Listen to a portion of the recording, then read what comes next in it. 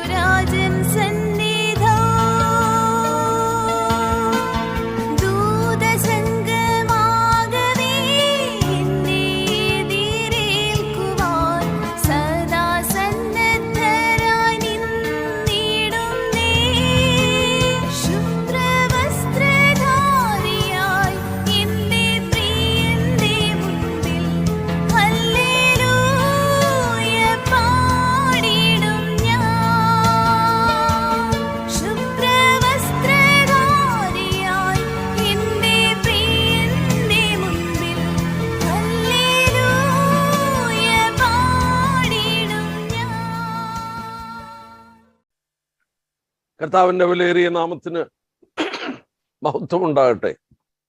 എന്നെ കേൾക്കുന്ന എല്ലാ പ്രിയപ്പെട്ടവർക്കും വേഗമരുത കർത്താവിന്റെ വിലയേറിയ നാമത്തിൽ സ്നേഹവദനം. സമയം ഒട്ടും കളയാതെ ഞാൻ ബൈബിൾ സ്റ്റഡിയിലേക്ക് പ്രവേശിക്കുകയാണ്. പ്രിയപ്പെട്ട പാസ്റ്റർ ഓർപ്പിച്ച പോലെ നമ്മൾ മരണവും മരണാനന്തര ജീവിതത്തെക്കുറിച്ച് 5ാമത്തെ ക്ലാസ്സിലേക്ക് കടക്കുകയാണ്. അടുത്ത ആഴ്ച 5 ക്ലാസ് ഉണ്ട്. അടുത്ത ആഴ്ച മരണശേഷമുള്ളതിനുള്ള ബന്ധത്തിൽ കുറച്ചുകൂടെ ആഴമേറിയ ഒരു പഠനത്തിലേക്ക് പോകുവാൻ ആഗ്രഹിക്കുകയാണ്. ന്യായവിധിയെക്കുറിച്ചും സ്വർഗത്തെക്കുറിച്ചും നരകത്തെക്കുറിച്ചും അങ്ങനെ നിത്യതയെക്കുറിച്ചും ഒക്കെ ഉള്ള സംശയങ്ങൾ എല്ലാം ദൂരീകരിച്ചുകൊണ്ട് ആ ഭാഗത്തിലേക്ക് നമുക്ക് പഠനത്തിലേക്ക് പോകാം. അടുത്ത ആഴ്ച പ്രിയപ്പെട്ട പാസ്റ്റർ ഓർപ്പിച്ച പോലെ നിങ്ങളെല്ലാവരും കടന്നു വരണം. ഇതുവരെ നമ്മൾ പഠിച്ചുകൊണ്ടിരുന്നത് മരണവും മരണശേഷം നമ്മുടെ ശരീരത്തിന് ഉണ്ടാകുന്ന വ്യതിയാനങ്ങളെ കുറിച്ചാണ്. എന്നാൽ അടുത്ത ആഴ്ച അതിൻ്റെ ശേഷം ഉള്ള സംഭവങ്ങൾ നമ്മൾ ഓർക്കുകയാണ്, പഠിക്കുകയാണ്. ഇന്ന് രാത്രിയിൽ ഒരു പ്രത്യേക വിഷയം വളരെ പ്രാധാന്യത അറിയിക്കുന്നു. 2 ക്ലാസ്സെങ്കിലും അത് എടുക്കാൻ വേണമെന്നാൽ ഞാൻ 1 ക്ലാസ് കൊണ്ട് അത് എടുത്തു തീർക്കാം എന്ന് വിചാരിക്കുകയാണ്. കാരണം ഞാൻ ശ്രദ്ധിച്ചപ്പോൾ അടുത്ത ആഴ്ച നമ്മൾ വീണ്ടും ടൈറ്റായിട്ട് 5 ദിവസം തീർത്തെങ്കിലേ ആ വിഷയങ്ങളെല്ലാം നമുക്ക് കവർ ചെയ്ത് പോകാൻ സാധിക്കുള്ളൂ. ഞാൻ ഇന്നെടുക്കാൻ ഉദ്ദേശിക്കുന്നത് നമ്മുടെ പുനരുത്ഥാന ശരീരമാണ്. നമ്മൾ കഴിഞ്ഞ ദിവസം പഠിച്ചു നിർത്തിയത് നോക്കുക, മരണശേഷം ഒരു രക്ഷിക്കപ്പെട്ട ദൈവവേദന്റെ ആത്മാവ് എങ്ങോട്ട് പോകുന്നു, രക്ഷിക്കപ്പെടാത്ത ഒരാളുടെ ആത്മാവ് എങ്ങോട്ട് പോകുന്നു. രക്ഷിക്കപ്പെടാത്ത ഒരാളുടെ ആത്മാവ് ഇന്നും പോകുന്നത് താഴെയുള്ള പാതാളത്തിലേക്കാണ്, യാതന സ്ഥലത്തിലേക്കാണ്, തീ കത്തുന്ന സ്ഥലത്തിലേക്കാണ്. ഞാൻ ഈ തീജ്വാലയിൽ യാതന അനുഭവിക്കുന്നുവെന്ന് ധനവാൻ മരിച്ചിട്ട് പറയുന്നത് ലൂക്കോസ് 16 രേഖപ്പെടുത്തിയത് നാം പല ആവർത്തി വായിച്ചു. എന്നാൽ പഴയ നിയമ കാലഘട്ടങ്ങളിൽ ഒരു വിശുദ്ധൻ മരിച്ചപ്പോൾ അവൻ അപ്പർഷ്യം മുകളിലുള്ള പാതാളത്തിലേക്ക് പോയി. അബ്രഹാമിന്റെ മടിയെന്ന് അതിന് വിളിച്ചിരുന്നു. കർത്താവിന്റെ മരണ പുനരുത്ഥാന ശേഷം അവിടെ നിന്ന് ആത്മാക്കളെ സ്വർഗത്തിലേക്ക് പിതാവിന്റെ സന്നിധിയിലേക്ക് കൊണ്ടുപോയി. ഇന്ന് നമ്മൾ ഓർത്തതുപോലെ ഒരു വിശുദ്ധൻ മരിച്ചാൽ, പുതിയ നിയമ കാലഘട്ടത്തിൽ ഒരു ദൈവ പൈതൽ മരിച്ചാൽ അവൻ വിട്ടുപിരിഞ്ഞ് ക്രിസ്തുവിനോടുകൂടെയാണ്.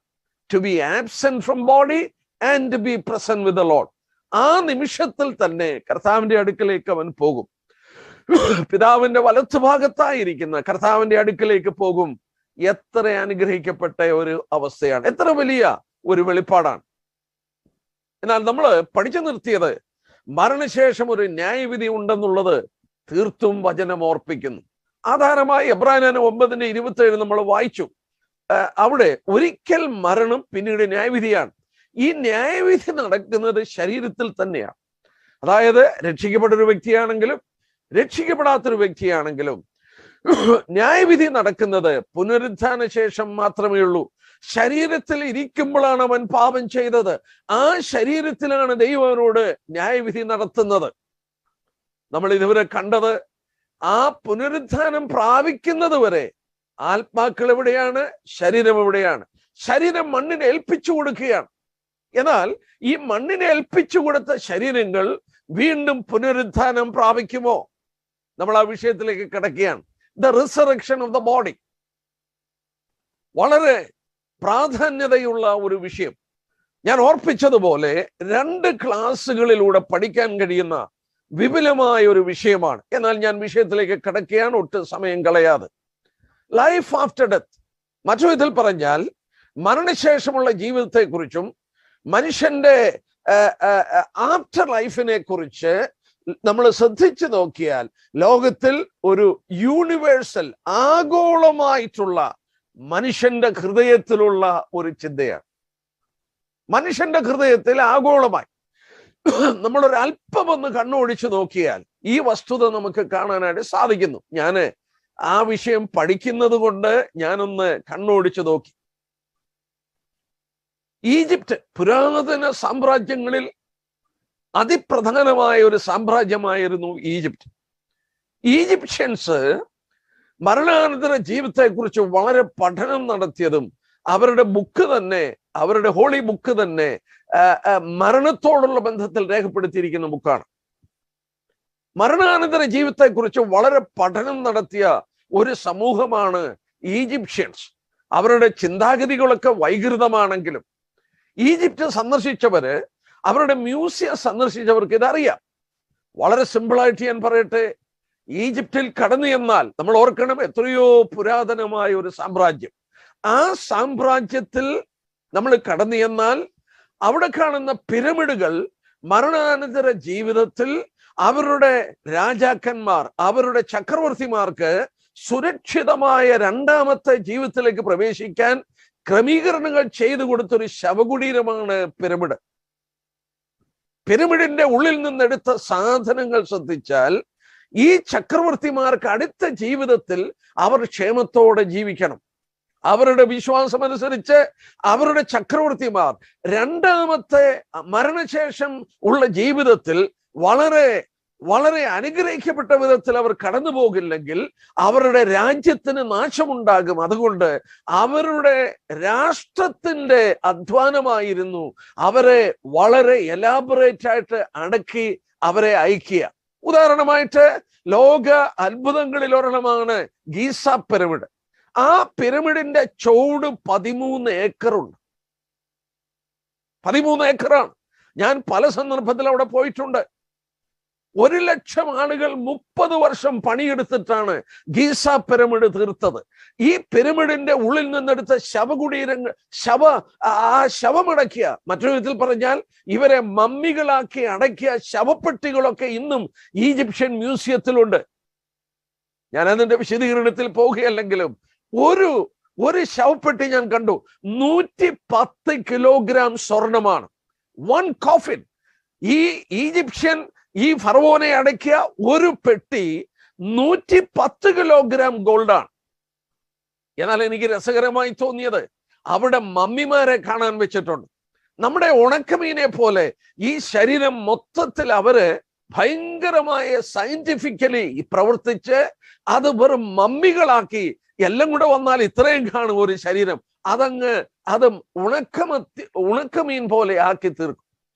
ഇതെല്ലാം ഏതാണ്ട് ഒരുപോലെ ഇരിക്കും. അപ്പോൾ മരണാനന്തര ജീവിതത്തെ കുറിച്ച് അവർ വിശ്വസിക്കുന്നത് കൊണ്ട് ഈ അടക്കിയിരിക്കുന്ന രാജാവിന്റെ ആത്മാവ് മടങ്ങി വരുമ്പോൾ ഏത് ശരീരമാണെന്നറിയില്ല, എല്ലാ ശരീരവും ഒരുപോലെ.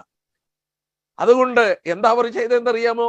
ഓരോ ശവപ്പെട്ടിയുടെയും പുറത്ത് അതിനകത്ത് അടക്കിയിരിക്കുന്ന രാജാവിന്റെ അതേ മുഖത്തിലുള്ള ഒരു ഒരു ഒരു ഒരു രൂപം ഉണ്ടാക്കി വെച്ചിട്ടുണ്ട്, ഒരു മാസ്ക്. ഒരു മാസ്ക് ഞാൻ കണ്ടു, 13 കിലോഗ്രാം ഗോൾഡാണ്. 13 കിലോഗ്രാം. ആ രാജാവിന്റെ മുഖം തന്നെ അത് പുറത്തു വെച്ചേക്കും. എന്തിനാണെന്നറിയാമോ? ആത്മാവ് തിരിച്ചു വരുമ്പോൾ മനസ്സിലാക്കും, ഇതാണ് എന്റെ ശരീരം ഇരിക്കുന്ന ആത്മാവ്. തിരിച്ചു വന്ന് ആ ശരീരം എഴുന്നേറ്റ് വരുന്നു. ഞാൻ പറഞ്ഞത് എത്രയോ നൂറ്റാണ്ടുകൾക്ക് മുമ്പ് പുരാതനമായ ഈജിപ്ഷ്യൻ സാമ്രാജ്യത്തിൽ മരണാനന്തര ജീവിതത്തെക്കുറിച്ച് അവർ വിശ്വസിച്ചു. ബാക്കി ഭാഗം സ്വർഗത്തെക്കുറിച്ചുള്ളവരുടെ വിശ്വാസം ഞാൻ പുറകെ എടുത്തുകൊള്ളാം സ്വർഗത്തെക്കുറിച്ച് പഠിപ്പിക്കുമ്പോൾ. എന്തിനു പറയുന്നു? നിങ്ങൾ ജീവിക്കുന്ന അമേരിക്കയിലെ ഏറിയ പങ്കും എന്നെ ശ്രദ്ധിക്കുന്നു. അമേരിക്കയിൽ ജീവിച്ചിരുന്ന ആരാ? Red Indians. ബാക്കി മുഴുവൻ 17-ാം നൂറ്റാണ്ടിൽ യൂറോപ്പിൽ നിന്ന് വന്ന ഇമിഗ്രൻസ് കയറിയതാണ്. നോക്കുക, ഈ റെഡ് ഇന്ത്യൻസ് അവരുടെ പിതാക്കന്മാരെയൊക്കെ അടക്കിയപ്പോൾ അമ്പും വില്ലും കൂടെ വെച്ച് എന്തിനാണ് അടക്കിയത്? ആഫ്റ്റർ ലൈഫിന് ഉപയോഗിക്കാൻ വേണ്ടി. ആർക്കിയോളജിക്കൽ എവിഡൻസസ് ഞാൻ ഇങ്ങനെ വായിക്കുകയുണ്ടായി. ആർക്കിയോളജിക്കൽ എവിഡൻസ് അതിനെക്കുറിച്ച് പഠിച്ചിട്ടുള്ളവർ പറയുന്നു, ലോകത്തിലുള്ള എല്ലാ തുറകളിലും മാനവരാശി ജീവിച്ച എല്ലായിടങ്ങളിലും ആ ആർക്കിയോളജിക്കൽ എവിഡൻസ് കാണിക്കുന്നു അവരെല്ലാം മരണാനന്തര ജീവിതം എന്നുള്ള വിഷയത്തിൽ വിശ്വസിച്ചിരുന്നു. എന്തിനു പറയുന്നു? നമ്മുടെ പോയറ്റ്സ്, കവികളും തത്വജ്ഞാനികളുടെയും പാട്ടുകളും എഴുത്തുകളും ശ്രദ്ധിച്ച് അവരെ ഭരിച്ചിരുന്ന ചിന്ത മരണാനന്തര ജീവിതമാണ്. എന്തിന്? ഏറിയ പങ്കും ഞാനുമൊക്കെ ഇന്ത്യയിലാണ്. ഇന്ത്യയിലെ നമുക്കറിയാം ഒരു ഹിന്ദു രാഷ്ട്രമാണ്. ഹിന്ദു മതസ്വാതന്ത്ര്യമുണ്ടെങ്കിലും ഹൈന്ദവരാണ് ഇവിടെ ഏറ്റവും കൂടുതൽ. ഞാൻ ചോദിച്ചോട്ടെ, ഞാൻ ജീവിക്കുന്നതിനിടയ്ക്കലാണ് ആലുവ മണപ്പുറം. ആലുവ മണപ്പുറത്തിൽ എല്ലാ വർഷവും പിതാക്കന്മാരുടെ ആത്മശാന്തിക്ക് വേണ്ടി അവിടെ പിതൃബലി അർപ്പിക്കാറുണ്ട്. കേരളത്തിൽ ഓണം, ആ സെലിബ്രേഷൻ എവിടെ നിന്ന് വന്നു? അത് സ്വർഗത്തിന്റെ വിഭാവനം, അതായത് വരാനുള്ള ഒരു ലോകത്തെ എങ്ങനെ കണ്ടുകൊണ്ട് അവരങ്ങനെ ഒരു വിഭാവനം ചെയ്ത ഒരു കാര്യമാണ് ഈ ഓണം എന്ന് പറയുന്നത്. ഞാൻ ഒന്നുകൂടെ പറഞ്ഞു നിർത്തട്ടെ. മുസ്ലിങ്ങള് നോക്കിയാല് അവര് സക്കാത്ത് കൊടുക്കുകയും 5 വട്ടം പ്രാർത്ഥിക്കുകയും അള്ളയോട് ചെയ്യുമ്പോൾ അവര് നിത്യതയിൽ പ്രവേശിക്കുന്നതായിട്ട് വിശ്വസിക്കുന്നു.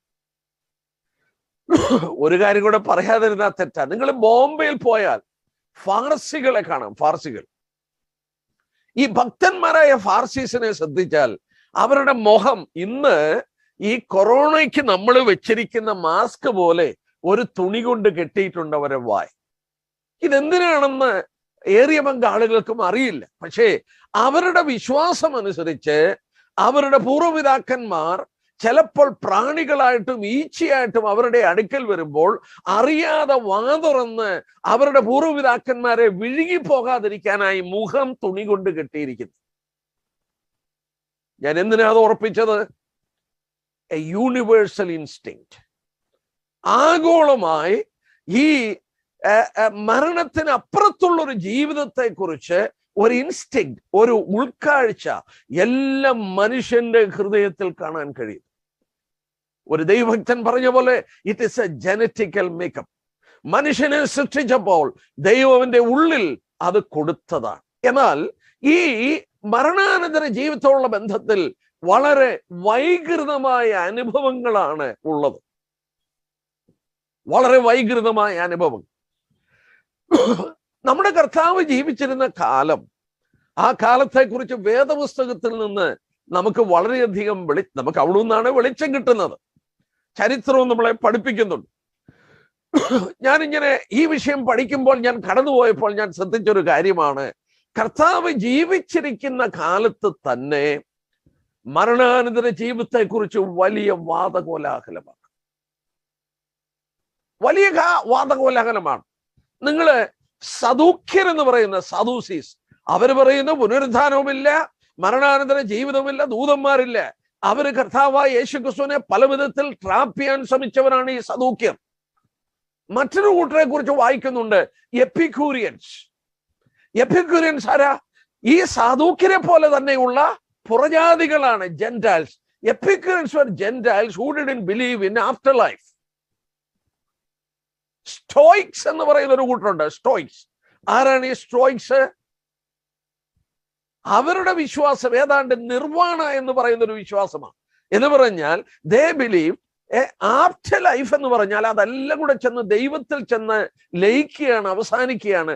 സംതിങ് ലൈക്ക് നിർവാണം അടയുന്നു എന്നുള്ളത് പോലെയുള്ള ഒരു ചിന്താഗതിയാണ്. ഗ്രീക്കുകാരുടെ ഫിലോസഫി, കർത്താവിന്റെ കാലത്ത് പുനരുത്ഥാനം എന്ന് പറഞ്ഞാൽ ആ പിതാക്കന്മാർ കുഞ്ഞുങ്ങളിൽ അവതരിക്കുന്നതാണ്. നോസ്റ്റിസിസത്തിൽ പറയുന്നത് പുനരുത്ഥാനം എന്ന് പറയുന്നത് ഇഗ്നറൻസ്, അജ്ഞതയിൽ നിന്ന് ജ്ഞാനത്തിലേക്കുള്ള ഒരു ഉയർപ്പാണ്. ഞാൻ എന്തിനാ ഇത്രയും പറഞ്ഞതെന്നറിയാമോ?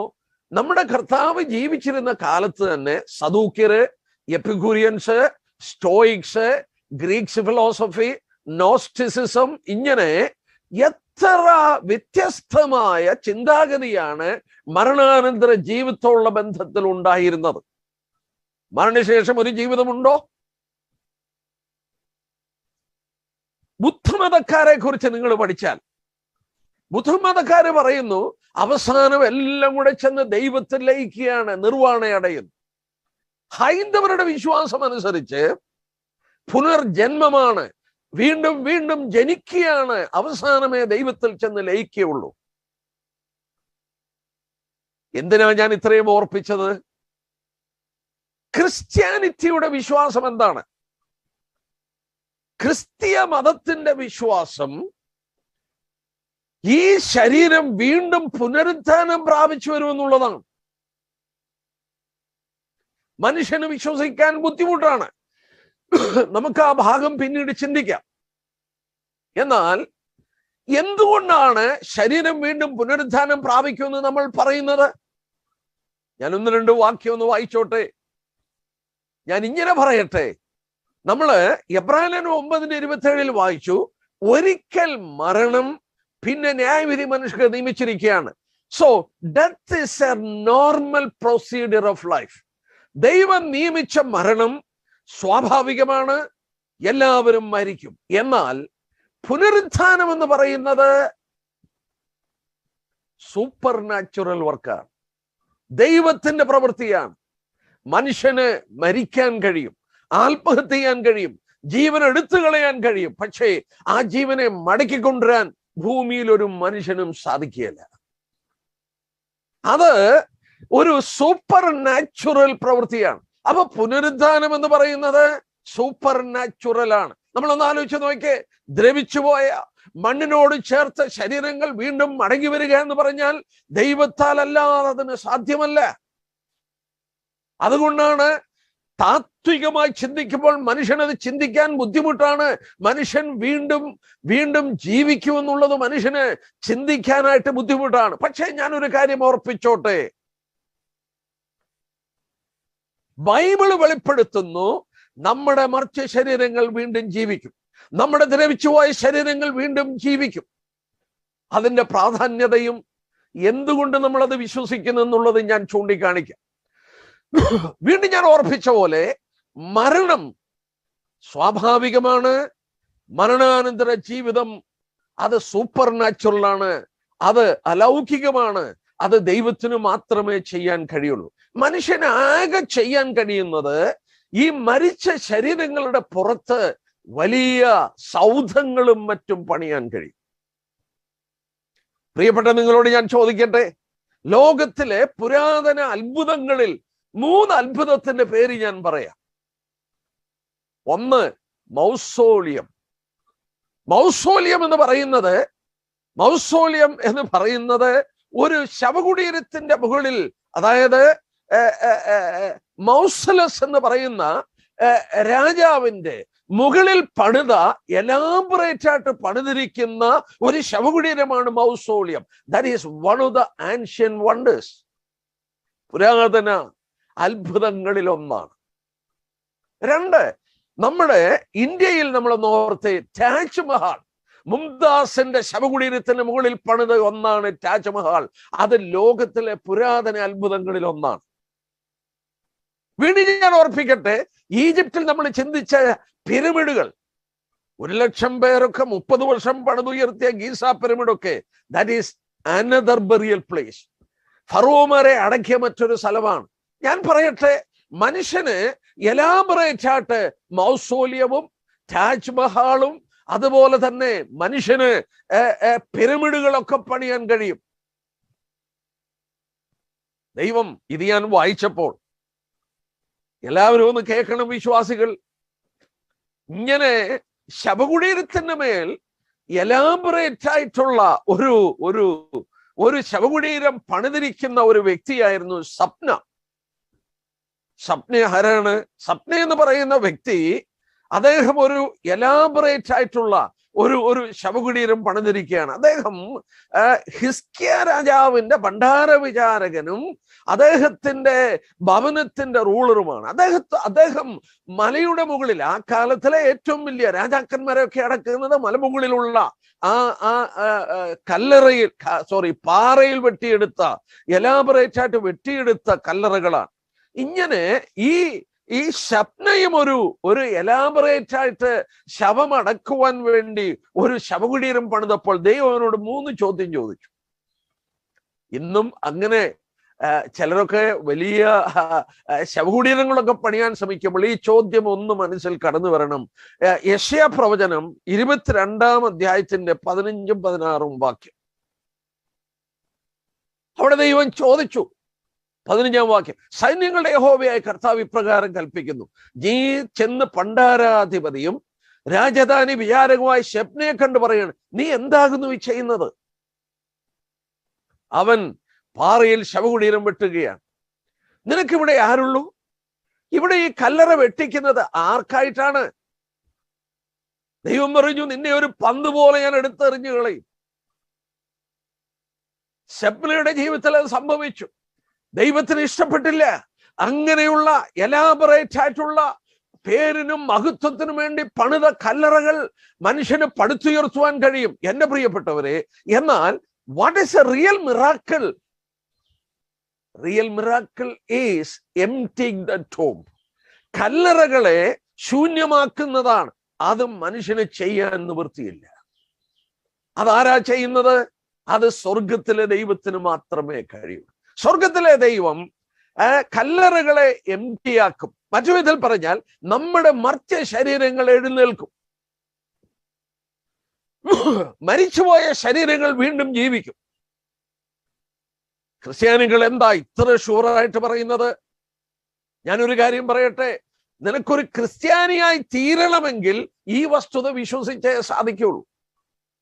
ഞാനൊരു വാക്യം വായിച്ചോട്ടെ. റോമാലേഖനം 10-ാം അധ്യായം എന്നെടുത്താട്ടെ. റോമാലേഖനം 10-ാം അധ്യായം. മറ്റു വിധത്തിൽ പറഞ്ഞാൽ, you want to be a Christian, the fundamental and the basic thing is you have to believe in it. റോമാലേഖനം 10-ാം അധ്യായത്തിന്റെ 9-ാം വാക്യം, യേശുവിനെ കർത്താവെന്ന് വായ്കൊണ്ട് ഏറ്റുപറയുകയും ദൈവം അവനെ മരിച്ചവരുടെ നിന്ന് ഉയർപ്പിച്ചെന്ന് ഹൃദയം കൊണ്ട് വിശ്വസിക്കുകയും ചെയ്യണം. Your faith, നീ വിശ്വസിക്കേണ്ടത് യേശുക്രിസ്തുവിനെ ദൈവം ഉയർപ്പിച്ചു. That is a fundamental thing of a Christian life. മറ്റു വിധത്തിൽ പറഞ്ഞാൽ, ക്രിസ്ത്യാനിറ്റി എന്ന് പറഞ്ഞാൽ യേശുക്രിസ്തുവിന്റെ പുനരുത്ഥാനമാണ് അതിന്റെ ബേസ് കൊടുത്തത്. ഇനി നമ്മുടെ ശരീരമോ? റോമാലേഖനം 8-ാം അധ്യായം നോക്കിയാട്ടെ.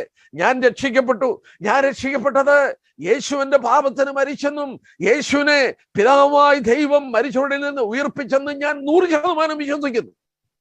അങ്ങനെ വിശ്വസിക്കുമ്പോൾ റോമാലേഖനം 8-ാം അധ്യായം നോക്കിയാട്ടെ. എന്റെ ശരീരത്തിന് സംഭവിക്കുന്നത് വായിക്കുന്നു. റോമർ 8:11. യേശുവിനെ മരിച്ചവരിൽ നിന്ന് ഉയർപ്പിച്ചവന്റെ ആത്മാവ് നിങ്ങളിൽ വസിക്കുന്നു എങ്കിൽ, ക്രിസ്തുയേശുവിനെ മരണത്തിൽ നിന്ന് ഉയർപ്പിച്ചവൻ നിങ്ങളിൽ വസിക്കുന്ന തന്റെ ആത്മാവിനെ കൊണ്ട് നിങ്ങളുടെ മർത്യ ശരീരങ്ങളെയും ജീവിപ്പിക്കും. Praise the Lord. ഞാൻ എന്റെ കർത്താവിൽ വിശ്വസിച്ചു, പിതാവായ ദൈവം അവനെ മരിച്ചവരിൽ നിന്ന് ഉയർപ്പിച്ചു എന്ന് വിശ്വസിച്ചപ്പോൾ ദൈവം എന്റെ ഉള്ളിൽ മുദ്രയായി, നമുക്കത് നോക്കാം, ആത്മാവിനെ നൽകി. ആ പരിശുദ്ധാത്മാവിനാൽ എന്റെ ശരീരങ്ങളെ വീണ്ടും ഉയർപ്പിക്കും. സ്തോത്രം. How can be sure about it? എന്റെ ശരീരം പുനരുദ്ധാനം പ്രാപിക്കും. എന്റെ പിതാക്കന്മാർ എന്റെ മാതാക്കളെ മണ്ണിനേൽപ്പിച്ചു കൊടുത്തു. അവർ ദ്രവിച്ചു മണ്ണിനോട് ചേർന്നു.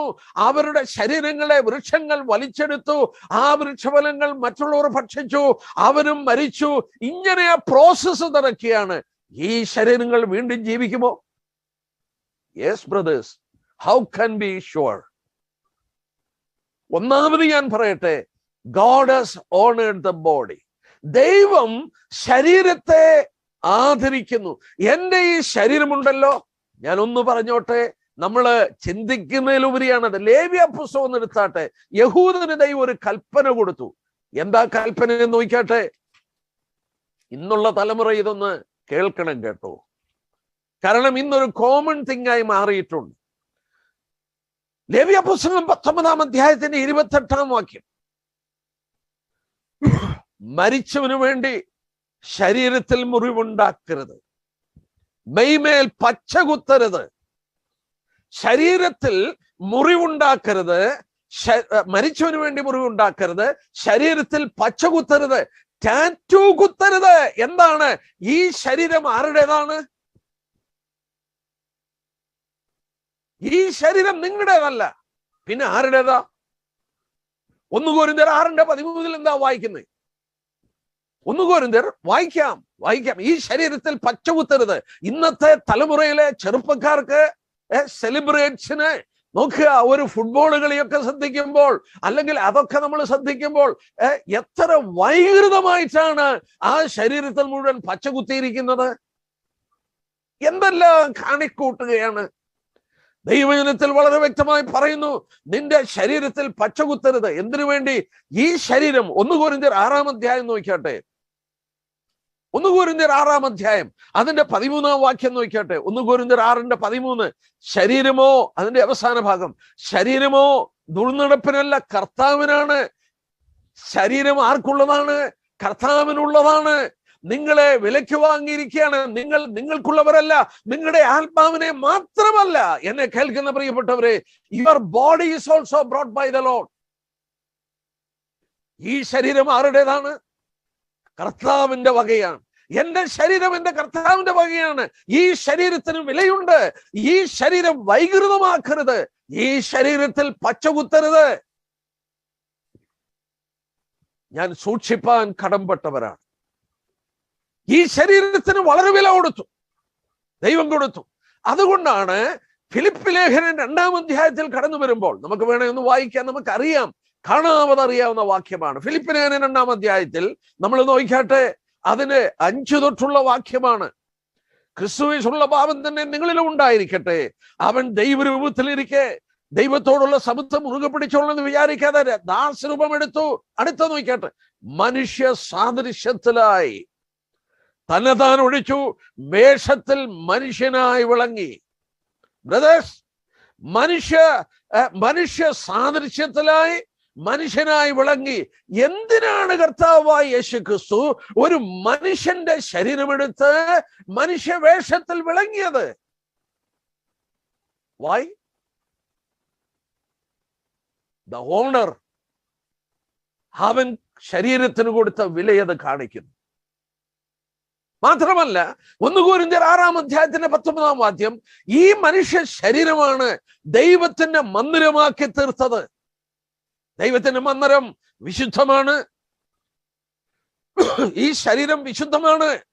1 കൊരിന്ത്യർ 6:19 നമ്മൾ എന്താ വായിക്കുന്നത്? നിങ്ങളുടെ ശരീരങ്ങൾ ദൈവത്തിന്റെ മന്ദിരമാണ്. ഈ ശരീരം, അവനൊരു ശരീരമെടുത്തു, മർത്ത ശരീരത്തിൽ വിളങ്ങി. മനുഷ്യന്റെ ശരീരത്തിന്റെ വിലയാണെന്ന് കാണിക്കുന്നത്.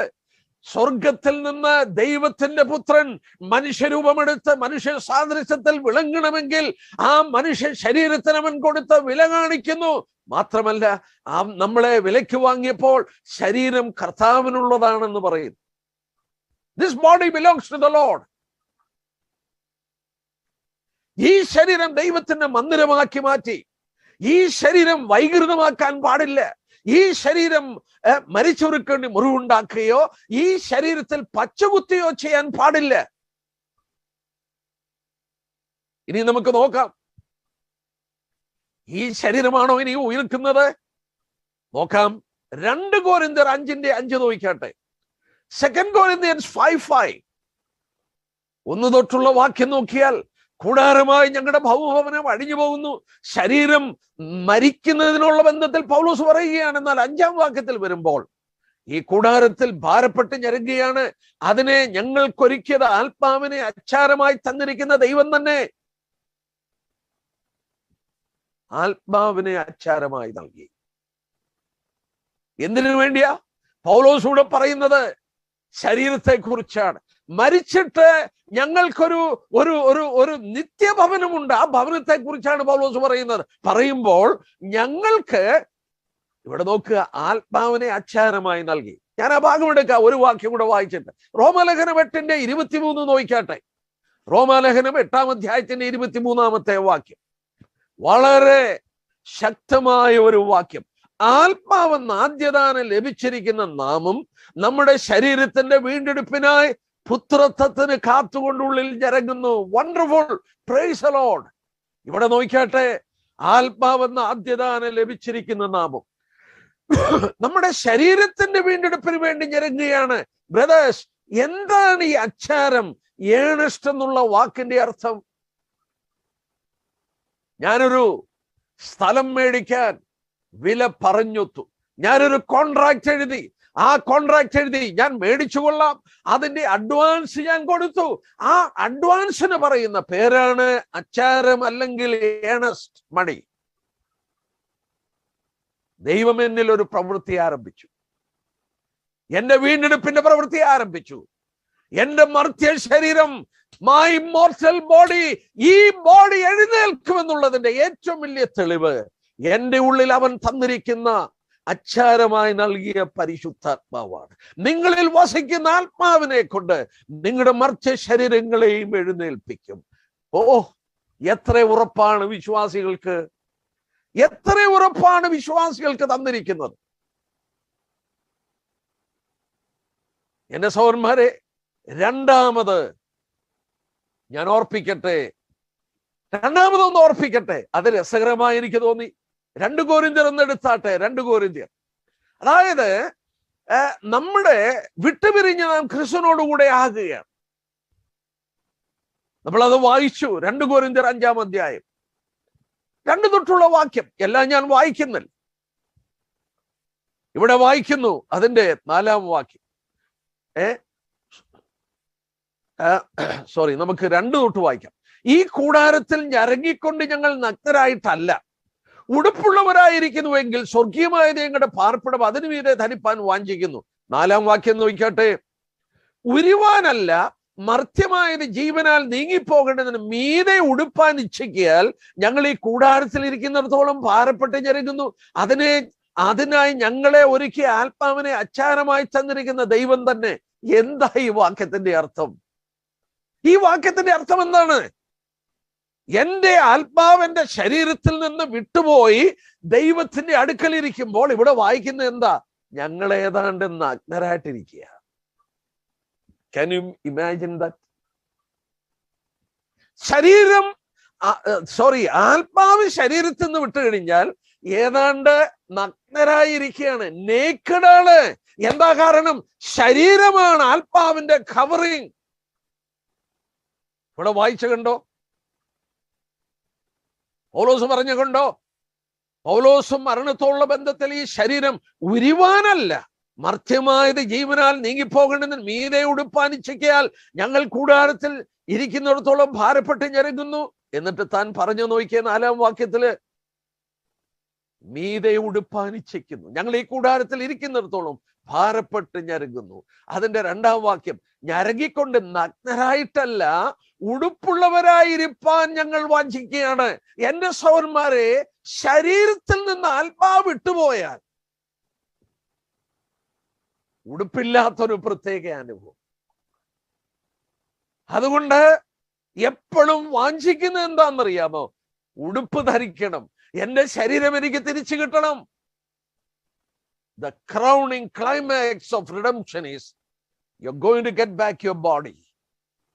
നിങ്ങളുടെ ശരീരം തിരിച്ചു കിട്ടുന്നു എന്നുള്ളതാണ് ആ വീണ്ടെടുപ്പിന്റെ മഹത്വം എന്നുള്ളത് ഞാൻ ഓർപ്പിക്കട്ടെ. നാം ഓർത്തതുപോലെ അത് കിട്ടുന്നത് വരെ ഞരങ്ങിക്കൊണ്ടിരിക്കുകയാണ്. എന്നാൽ ആ ശരീരത്തിൽ ദൈവം ആത്മാവിനെ തന്നപ്പോൾ അത് അച്ചാരമാണ്. ആത്മാവിനെ കൊണ്ട് എന്റെ മർച്ച ശരീരത്തെ അവൻ എഴുന്നേൽപ്പിക്കും. മൂന്നാമത് ഞാനൊരു കാര്യം പറയട്ടെ. കല്ലറകളിൽ അടക്കിയിരിക്കുന്നത് നമ്മുടെ ശരീരമാണ്. ആത്മാവ് വിട്ട് ദൈവത്തിന്റെ അടുക്കലേക്ക് പോയി കല്ലറകളിൽ നമ്മുടെ ശരീരങ്ങളെ അടക്കി. ഇനി നമുക്ക് നോക്കാം, യോഹന്നാന്റെ സുവിശേഷം 5-ാം അധ്യായം ഒരു വാക്യം ഒന്ന് വായിക്കാം. ഞാൻ അല്പം വേഗത്തിൽ പോകട്ടെ. 5-ാം അധ്യായം, യോഹന്നാന്റെ സുവിശേഷം 5-ാം അധ്യായത്തിന്റെ 28-29 വാക്യം നോക്കട്ടെ. കല്ലറകളിലുള്ളവരെല്ലാവരും അവന്റെ ശബ്ദം കേട്ട് നന്മ ചെയ്തവർ ജീവനായും തിന്മ ചെയ്തവർ ന്യായവിധിക്കായും പുനരുത്ഥാനം ചെയ്യുവാനുള്ള നാഴിക വരുന്നു. സ്തോത്രം.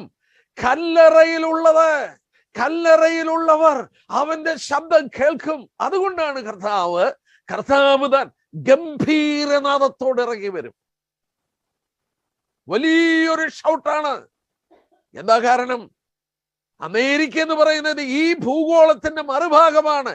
ഇന്ത്യ എന്ന് പറയുന്ന ഈ ഭൂഗോളത്തിന്റെ ഇങ്ങേവശമാണ്. കർത്താവ് മടങ്ങി വരുമ്പോൾ അവന്റെ ശബ്ദം ഇന്ത്യയിലുള്ള കല്ലറകളിൽ കിടക്കുന്ന വിശുദ്ധന്മാരുടെ കല്ലറകളിൽ കിടക്കണം അവർ എഴുന്നേൽക്കാൻ. മറുഭാഗത്ത് അമേരിക്കയിലുള്ളവരുടെ വിശുദ്ധന്മാരുടെ ശരീരങ്ങളിൽ ഉയർപ്പിക്കാൻ ആ കല്ലറകളിൽ കിടക്കണം. അവന്റെ ശബ്ദം എത്ര വലിയ ശബ്ദമായിരിക്കും! കല്ലറകളിലുള്ളവർ, ബ്രദേഴ്സ്, കല്ലറയിലുള്ളത് നമ്മുടെ ശരീരമാണ്. ആ ശരീരം അത് കേൾക്കും. എന്നിട്ട് നോക്കുക, ഒന്നുമില്ലായ്മയിൽ നിന്ന് സകലത്തെ വിളിച്ചു വരുത്തിയ അവന്റെ സൃഷ്ടിപ്പിന്റെ ശബ്ദം. മർത്യമായ എന്റെ ശരീരം, ദ്രവിച്ചുപോയ എന്റെ ശരീരം, വിലയില്ലാത്ത എന്റെ ശരീരമുണ്ടല്ലോ, അവന്റെ സന്നിധിയിൽ വിലയുള്ളതാണ്. അവന്റെ ചോര കൊടുത്ത് അവൻ വിലയ്ക്ക് വാങ്ങിയ ശരീരം, അവന്റെ ശബ്ദത്തിങ്കൽ അത് വീണ്ടും മടങ്ങി വന്നെഴുന്നേൽക്കും.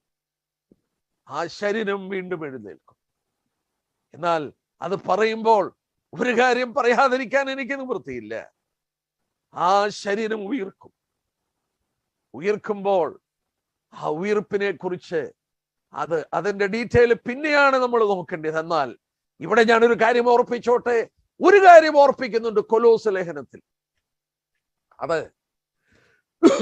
പലരും തെറ്റിദ്ധരിക്കപ്പെട്ടത് കൊണ്ട് ഞാനതൊന്ന് എടുത്തോട്ടെ. കൊലോസ് ലേഖനം 1-ാം അധ്യായം, കൊലോഷ്യൻസ് ചാപ്റ്റർ 1, അതിന്റെ 15-ാമത്തെ വാക്യം നോക്കിയാട്ടെ. അവൻ അദൃശ്യനായ ദൈവത്തിന്റെ പ്രതിമയും സർവസൃഷ്ടിക്കും ആദിജാതനുമാകും. അതിന്റെ 29 കൊലോസ് ലേഖനം 1-ാം അധ്യായത്തിന്റെ 18-ാം വാക്യം നോക്കിയാട്ടെ. അവൻ സഭയെന്ന ശരീരത്തിന്റെ തലയും സകലത്തിലും താൻ മുമ്പനാകേണ്ടതിന് അവൻ ആരംഭവും. അടുത്ത ഭാഗം ശ്രദ്ധിച്ചാട്ടെ, അണ്ടർലൈൻ ചെയ്താട്ടെ. മരിച്ചവരുടെ ഇടയിൽ നിന്ന് ആദ്യനായി എഴുന്നേറ്റു. മരിച്ചവരുടെ നിന്ന് ആദ്യനായി എഴുന്നേറ്റു. ആ വാക്ക് തെറ്റിദ്ധരിക്കപ്പെട്ടിട്ടുണ്ട്. It is not first fruit. First born എന്നാണ് ഇംഗ്ലീഷിൽ. First born of all creation and first born from the dead. സകല സൃഷ്ടിക്കും ആദിജാതനും മരിച്ചവരുടെ നിന്ന് ആദിജാതനും.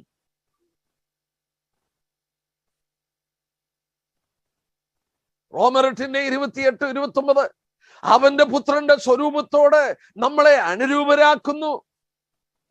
Brothers, what is the meaning of first born from dead? മരിച്ചവരുടെ നിന്ന് ആദ്യജാതൻ എന്നുള്ള വാക്കിന്റെ ശരിയായ അർത്ഥം എന്താണെന്നറിയാമോ? പ്രോട്ടോടൈപ്പ് എന്ന. പ്രോട്ടോടൈപ്പ് ഞാൻ എന്താണെന്ന് പറയാം. ഞാൻ ഉപയോഗിക്കുന്നത് ഒരു ഹുണ്ടൈ i20 വണ്ടിയാണ്. ഹുണ്ടൈ i20 വണ്ടി ഞാൻ ഉപയോഗിക്കുന്നു. എന്നാൽ നോക്കുക, ഹുണ്ടൈ i20 ആക്റ്റീവ് എന്ന് പറയുന്ന വണ്ടി എവിടെ ചെന്ന് നോക്കിയാലും ഒരേ ഷേപ്പാണ്. എവിടെ ചെന്ന് നോക്കിയാലും ഹുണ്ടൈ i20 ആക്റ്റീവ് എവിടെ ചെന്നാലും ഒരേ ഷേപ്പാണ്. എന്താ കാരണം എന്നറിയാമോ? അവരുണ്ടാക്കുന്ന സ്ഥലത്തിൽ ഒരെണ്ണം വെച്ചിട്ടുണ്ട്. അതുപോലെയാണ് മറ്റുള്ളതെല്ലാം ഉണ്ടാക്കുന്നത്. അവിടെ ഇരിക്കുന്നതിന്റെ പേരാണ് പ്രോട്ടോടൈപ്പ്.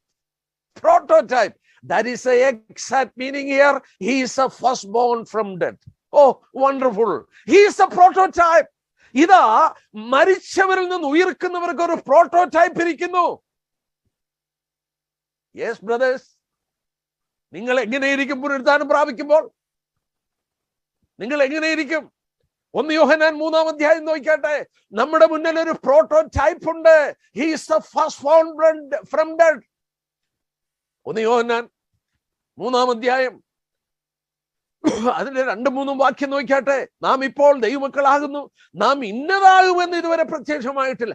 അവൻ പ്രത്യക്ഷനാകുമ്പോൾ നാം അവനെ താൻ ഇരിക്കും പോലെ തന്നെ കാണുന്നതുകൊണ്ട് അവനോട് സദൃശന്മാരാകും. എങ്ങനെ ദൈവത്തെ മഹത്വപ്പെടുത്താതിരിക്കും?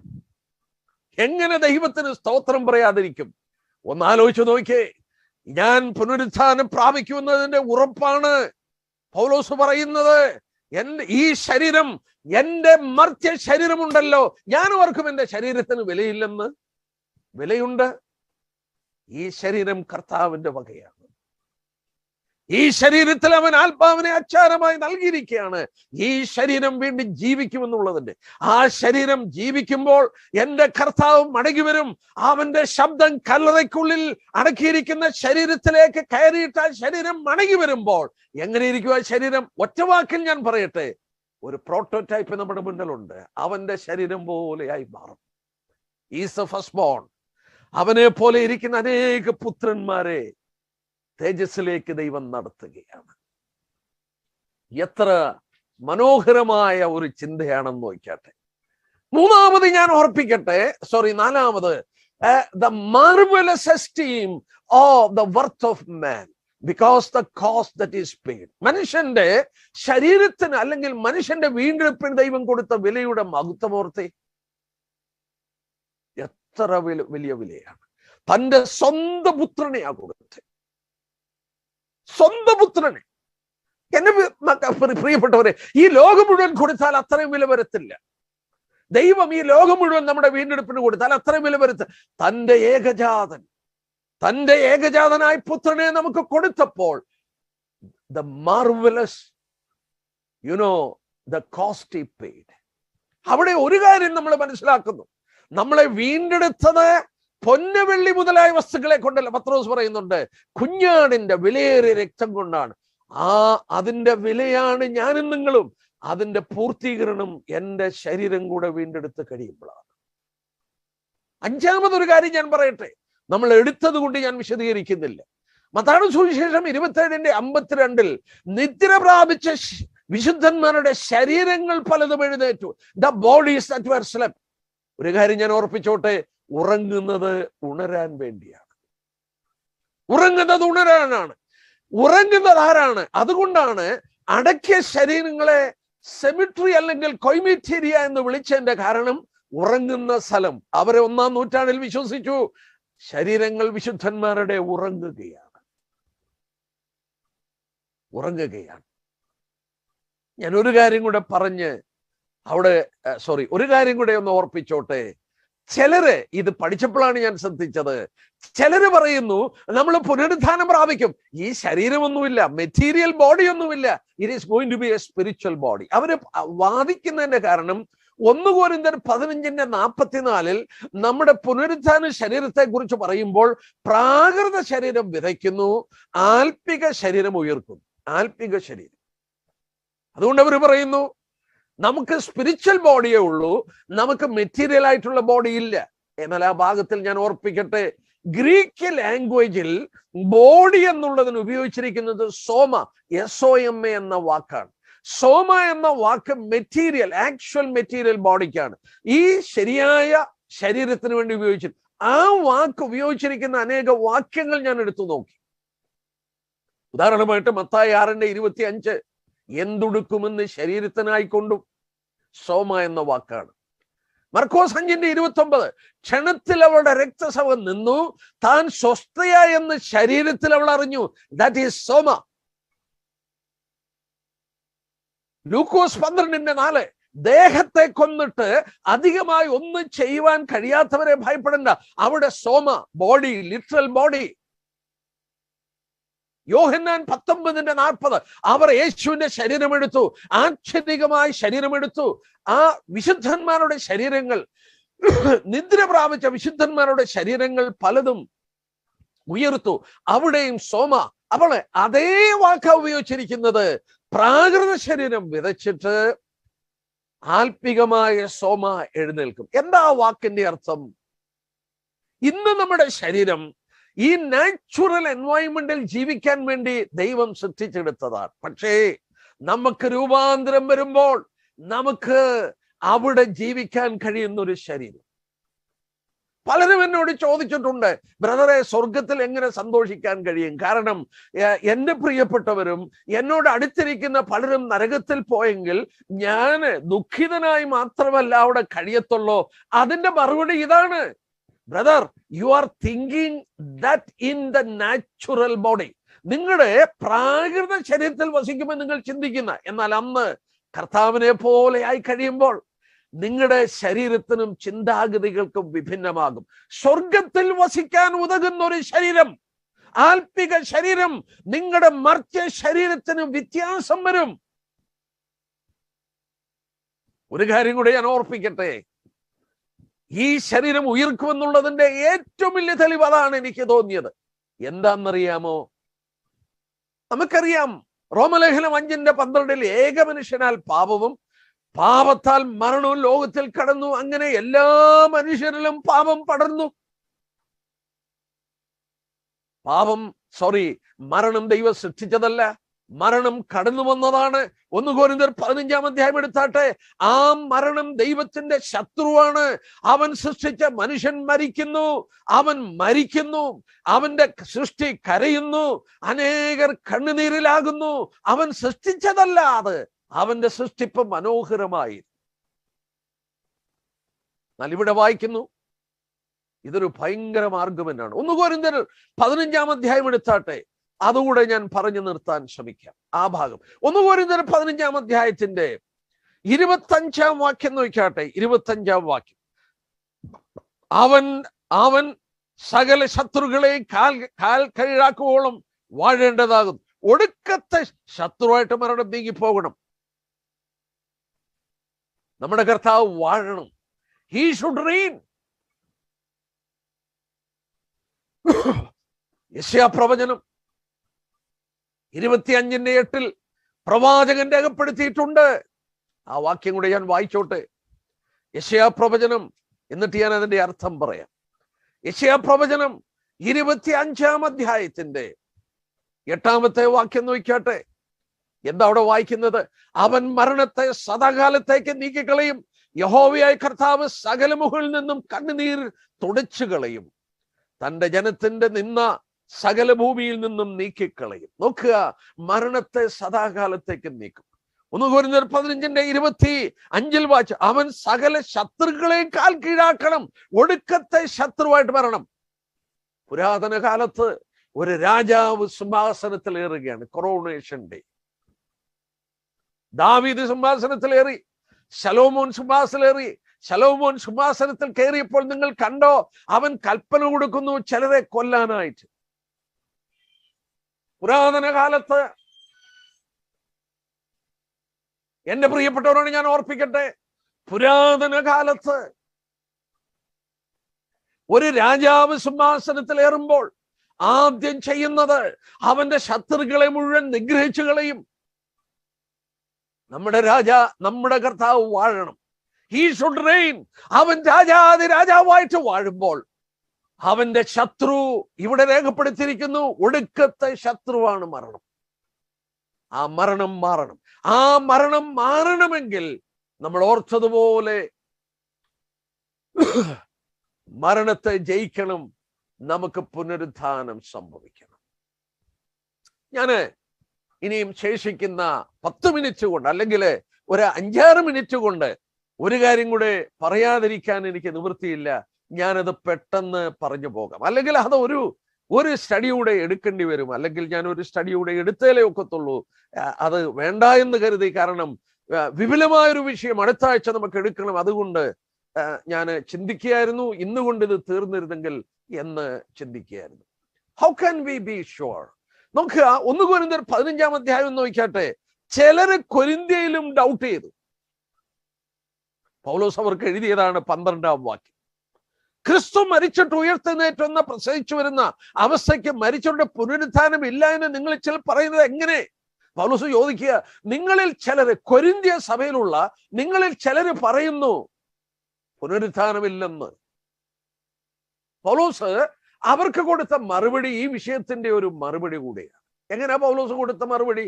എനിക്ക് വളരെ രസകരമായി തോന്നി. പ്രാരംഭത്തിൽ നമ്മൾ മനസ്സിലാക്കുക, ഈ കൊരിന്ത് ലേഖനം എന്നാ എഴുതിയത്? കൊരിന്ത് ലേഖനം എഴുതിയത് ഏതാണ്ട് AD 56 എഫെസോസിൽ നിന്ന് AD 56 കൊരിന്ത് ലേഖനം എഴുതിയത്. ക്രിസ്തു ഏതാണ്ട് AD 32-33 മരിച്ചു. അപ്പൊ ക്രിസ്തു മരിച്ചിട്ട് ഏതാണ്ട് 23 വർഷമേ ആയിട്ടുള്ളൂ ഈ കൊരിന്ത് ലേഖനം എഴുതുമ്പോൾ. Just 23 years. ഞാൻ ഇനി ഒരു ദൃഷ്ടാന്തം പറഞ്ഞോട്ടെ, എന്നിട്ട് ഞാൻ കടന്നു വരാം. അതായത് 2ാം ലോകയുദ്ധകാലത്ത് 60 ലക്ഷം യഹൂദന്മാരെ ഹിറ്റ്ലർ കൊന്നുകളഞ്ഞു, ഗ്യാസ് ചേമ്പറിലും മറ്റും കൊന്നു. എന്നാൽ ലോകത്തിൽ അനേകര് പറയുന്നു അങ്ങനെ ഒരു ഹോളോകോസ്റ്റ് ഇല്ല, അത് വെറും അതുണ്ടാക്കിയ സംഭവമാണ്, അത് വെറുതെ പറഞ്ഞുണ്ടാക്കിയതാണ്. നിങ്ങൾക്കറിയാം, ഇറാൻ ഭരിച്ചിരുന്ന അഹമ്മദ് ജാനി എന്ന് പറയുന്ന ആളൊക്കെ തീർത്ത് പറയുന്നുണ്ട് ഹോളോകാസ്റ്റ് എന്ന് പറയുന്ന ഒന്നുമില്ല, വെറുതെ പറയുന്നതാണ്. അത് മിഥ്യയാണെന്ന് ചിന്തിക്കുന്നവരുണ്ട്. എന്നാൽ സം ഡിനേ ഹോളോകോസ്റ്റ്. ഒരു സംഭവം നടന്നു, ഞാനത് നോട്ട് ചെയ്തു കാര്യമാണ്. 1981 10,000 ഹോളോകോസ്റ്റ് സർവൈവേഴ്സ്, അതായത് ഈ ഹോളോകോസ്റ്റിൽ സർവൈവ് ചെയ്ത 10,000 ആളുകൾ ജെറുസലേമിൽ ഒന്നിച്ചുകൂടി 4 ദിവസത്തെ മീറ്റിംഗ് നടക്കുകയാണ്.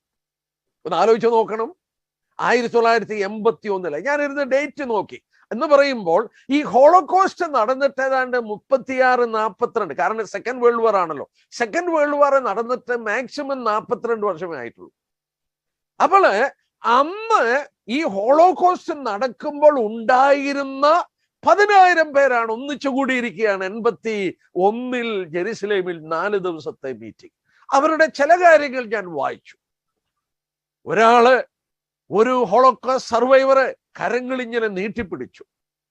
ഹോളോകോസ്റ്റ് ഈസ് റിയൽ, ഹോളോകോസ്റ്റ് സത്യമാണ്. കാരണം എൻ്റെ ഈ കരങ്ങൾ എത്രയോ ശരീരങ്ങളെ മറവ് ചെയ്യാൻ എടുത്തുകൊണ്ടുപോയി, എണ്ണുവാൻ നിവൃത്തിയില്ലാതെ വണ്ണം ശരീരങ്ങളെ ഈ കരങ്ങൾ എടുത്തതാണ്. അങ്ങനെ അനേകർ അവിടെ സാക്ഷി പറഞ്ഞു. They are I witnesses, they are first hand witnesses. അവര് വിറ്റ്നസസ് ആണ്.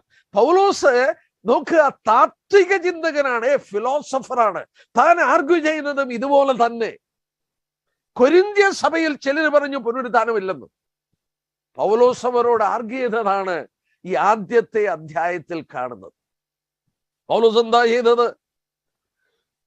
പൗലോസ് യേശുക്രിസ്തു പുനരുത്ഥാനം പ്രാപിച്ചിട്ട് കണ്ടവരുടെ പട്ടിക അങ്ങോട്ട് നിരത്തി വെച്ചു. അവരിൽ മിക്കപേരും ജീവിച്ചിരിപ്പുണ്ട്. നോക്കിക്കട്ടെ 6-ാം വാക്യം, 1 കൊരിന്ത്യർ 15-ന്റെ 6-ാം വാക്യം. അവിടെ വായിക്കുന്നു അവന്റെ അവസാനം, അവർ മിക്കപേരും ഇന്ന് വരെ ജീവനോടിരിക്കുന്നുണ്ട്, ചിലരോ നിദ്ര പ്രാപിച്ചു. പൗലോസ് അതിന്റെ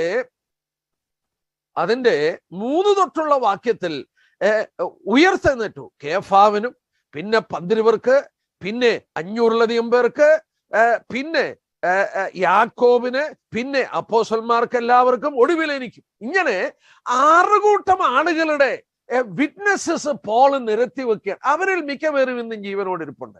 ഹോളോകോസ്റ്റ് ഇല്ലെന്ന് പറഞ്ഞവരുടെ മുന്നിൽ 1981 ഹോളോകോസ്റ്റ് സർവൈവേഴ്സ് ഒന്നിച്ചുകൂടി ഞങ്ങൾ അതിന് സാക്ഷികളാണ്, ഞങ്ങളുടെ കരങ്ങളാണ് അവരെ കുഴിച്ചിട്ട് എന്ന് പറഞ്ഞുകൊണ്ട് സാക്ഷി പറഞ്ഞതുപോലെ പൗലോസ് കർത്താവിന്റെ പുനരുദ്ധാനം ഇല്ലെന്ന് പറഞ്ഞപ്പോൾ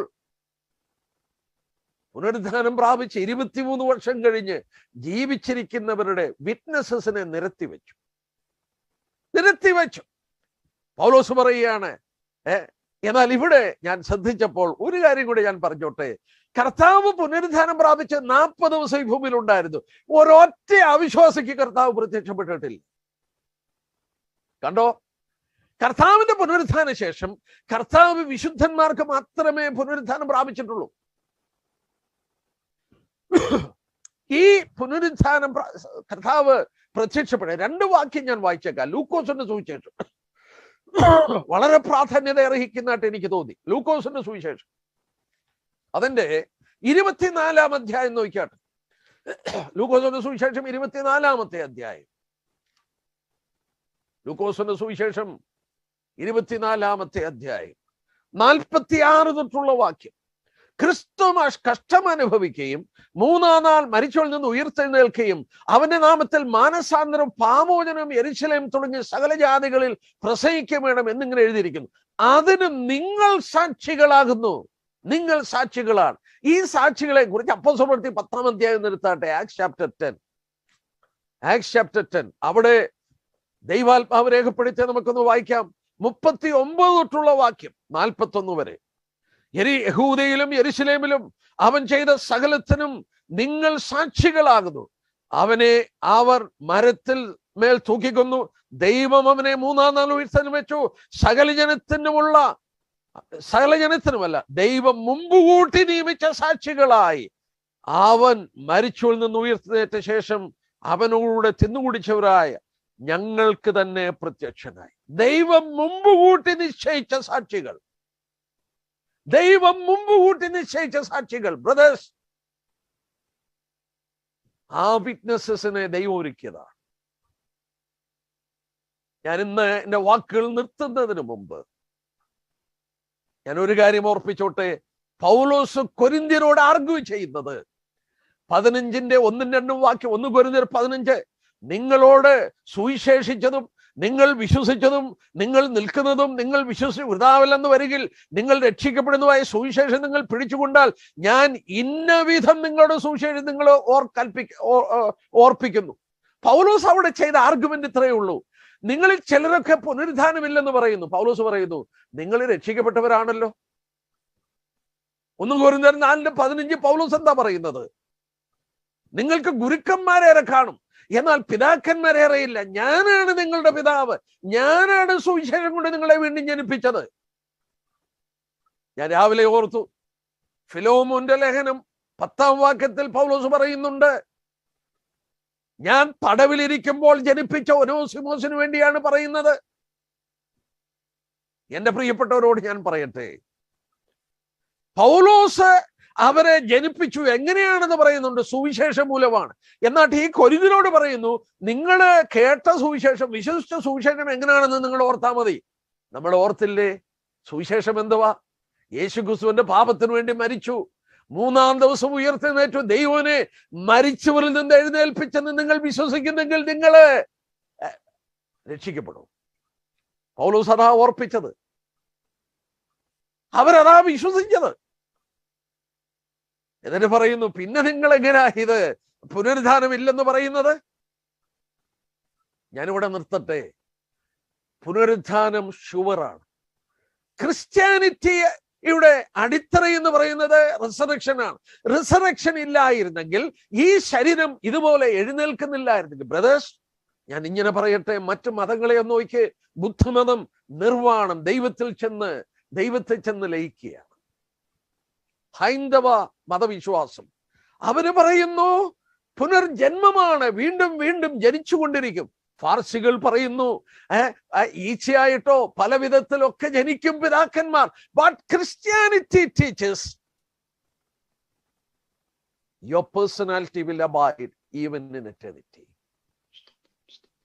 ഞാനത് എടുക്കണമെന്ന് വിചാരിച്ചു. എന്തിനാ നമ്മുടെ ആത്മാവിനെ, നമ്മുടെ ദേഹിയൊക്കെ രൂപാന്തരപ്പെടുത്താൻ പറഞ്ഞത്?